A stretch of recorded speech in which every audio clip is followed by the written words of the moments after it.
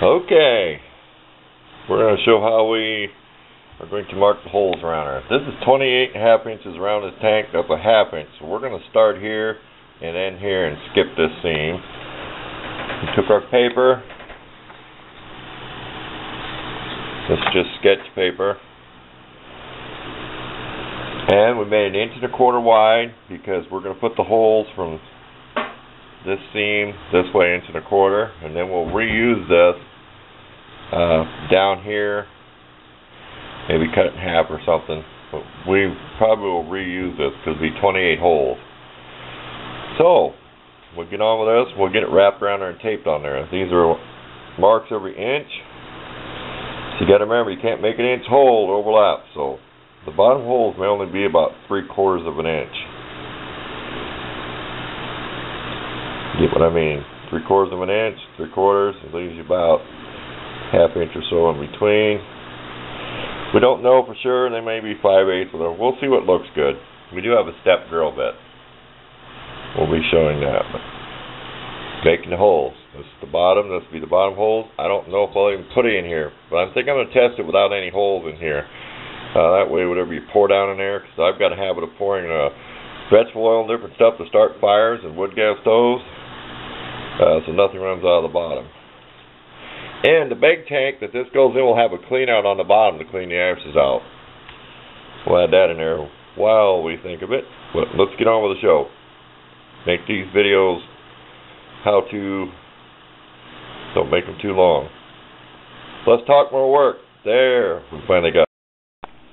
Okay, excuse the fan if it's going. I've got it too hot in here.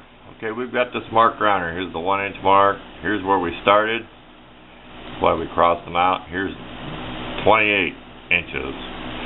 So there'll be a little gap between these two holes. Ain't rocket science.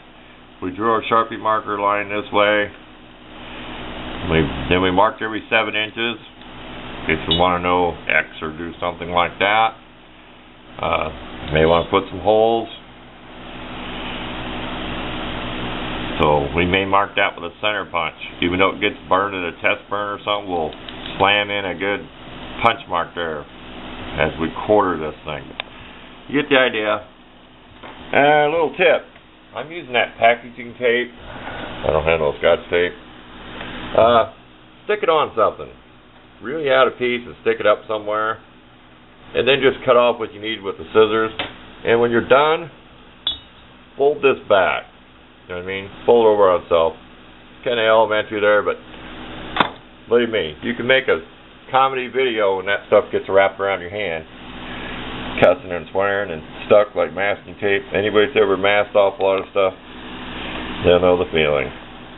Here we go. Let's get some center marks on here. We'll have some holes. Like I said, I may put some big marks here every 7 inches so we can kind of quarter this thing in case we decide to put holes in the bottom. Let's talk more work. Somebody made a comment of that a couple times, but I like to chit-chat. I watch a lot of videos where people chit-chat during the job. Gives you something to do on a boring day.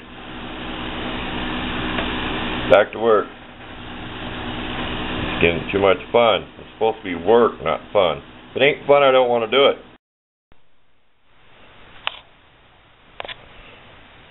Done this with the step bit.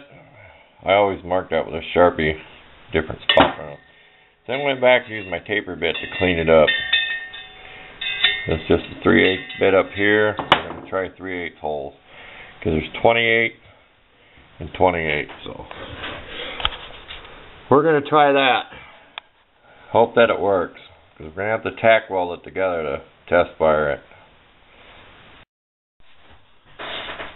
Pretty close to the top, but we left enough, about 1/4 of an inch. That's it for this part. The next is do the tank, the outer tank. We'll have to get the center drilled good, we'll have to tack it. Thanks for watching.